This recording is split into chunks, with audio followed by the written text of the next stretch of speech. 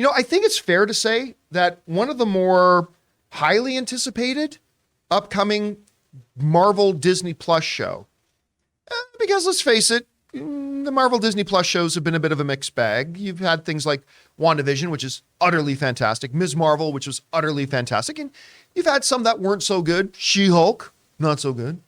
I didn't think Hawkeye was all that good. It's all subjective. Maybe you love them, maybe you hate them, whatever. But one of them that a lot of people seem to be excited about is Daredevil Born Again. That they announced a while ago that they were going to do, I believe they said it was going to be an 18-episode season, which got a lot of people excited. Now, there have been some things that have happened that have tempered some people's excitement. Not everybody loved the Daredevil appearance in She-Hulk. And while I didn't like She-Hulk, I loved Daredevil's appearance in it. I thought Daredevil was great in She-Hulk. Finding out that Karen from Daredevil was not going to be in it, that Foggy, or at least the guy who played Foggy, is not going to be in it. Then we found out that the girl playing Vanessa Fisk has been recast. A lot of things tempered some people's excitement, but still, a lot of people very excited for Daredevil Born Again. Well, they have begun shooting the series. It's begun shooting, and we got our first kind of on-set picture that got taken that may have given us a little bit of an insight or hint as to when the show may actually take place. Now, this is over on CBR, and if you scroll down a bit there, you'll see that they've got up there where is it? There's a post there somewhere. Oh, it's disappeared. Oh, no, there it is. There's an image that they've got on set. Now, interesting in of itself, not much to see here. We see Matt walking down the street with his, sight assisting cane sort of thing. But the doors are green, so She-Hulk is in this. But the doors are green. Therefore, Jonathan Boyko has followed the clues. She-Hulk must be in it. The date on the church sign says 2020. Ooh. Now, at least that's what people are telling me, because I looked pretty close and I can't make out 2020, but it kind of does look like it says 2020. So 2020.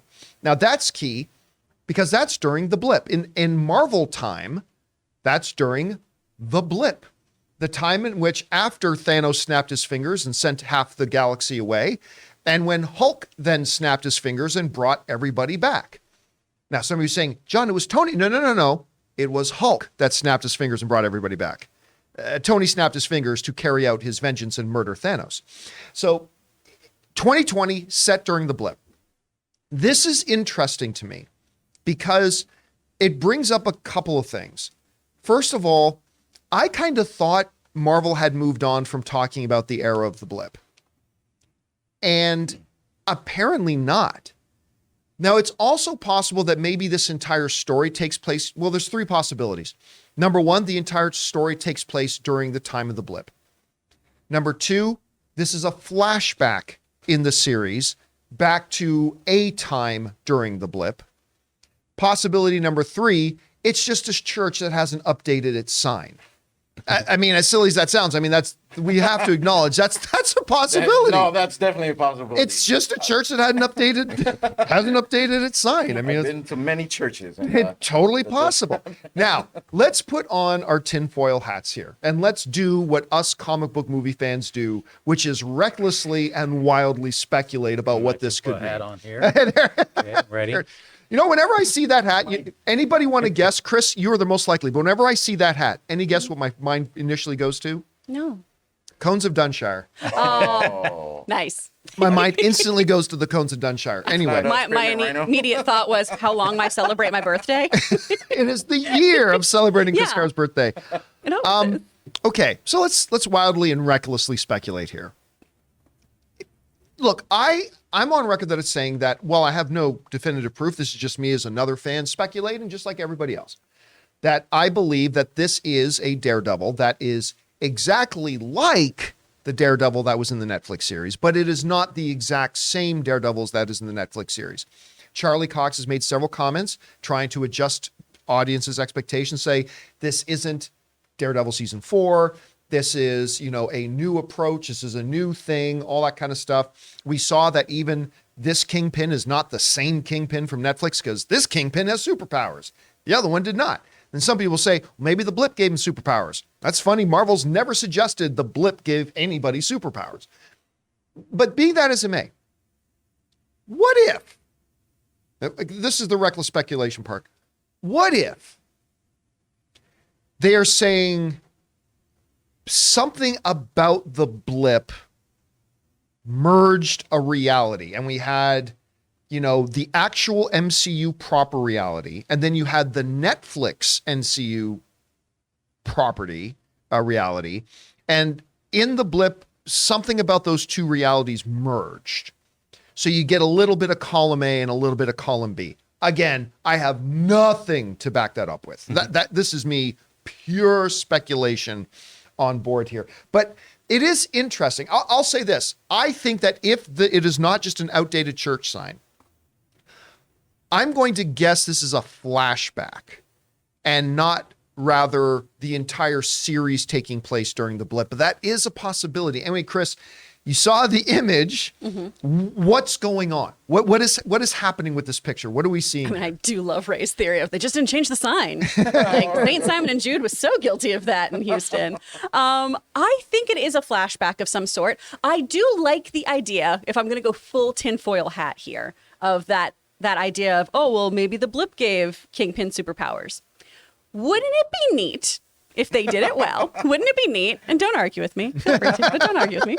I like that beginning. If the blip, that cosmic energy from the snap, that second go around, bringing everybody back in particular, is what unlocked that mutant gene.